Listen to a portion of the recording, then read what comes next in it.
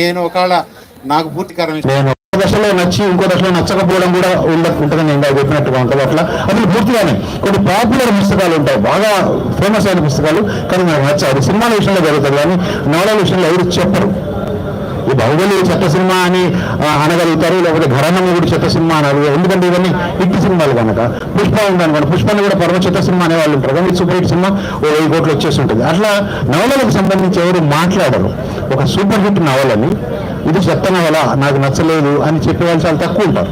లేదు సీరియస్ సాహిత్యంలో చెప్పేవాళ్ళు కూడా చాలా తక్కువ ఉంటారు. నా కోట టైం అయిపోతుందో నాకు తెలియదు. Thank you. ఇప్పుడు నేను కరుణకుమార్ గారిని మాట్లాడాల్సిందిగా.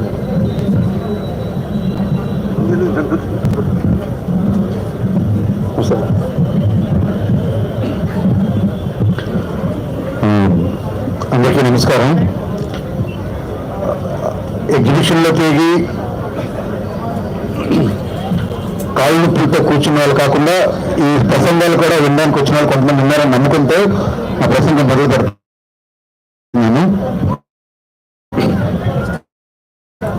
Thank you. Good evening.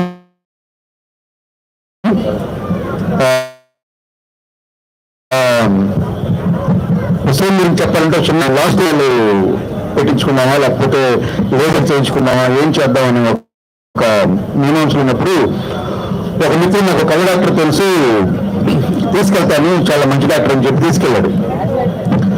ఆయన కళ్ళు చూపించిన తర్వాత ఆయన చెప్పింది ఏంటంటే, ఓకే ఫైన్, మీకు కళ్ళద్దాలు అవసరం లేదు, సర్జరీ అవసరం లేదు, మంచి పని చేశారు, మీరు నా దగ్గరికి వచ్చారు, నేను ఓన్లీ డ్రాప్ చేస్తాను, డ్రాప్ చేస్తే మొత్తం ప్రాబ్లం అంతా క్లియర్ అవుతుందని చెప్తే నేను కూడా చాలా హ్యాపీ ఫీల్ అయ్యాను. మీకు కళ్ళద్దాలు పెట్టుకోవాల్సిన పని లేదు, లేదంటే అదంతా పెద్ద తలనొప్పి, ఆపరేషన్లు అన్నీ లేకుండా ఉంటాయి కదా అని చెప్పి ఓకే అన్నాను. సరే డాక్టర్, నేను ఇలాంటి డాక్టర్ గురించి చూస్తూ ఉన్నప్పుడు ఆయన సరే అన్నాడు, డ్రాప్ చేశాడు.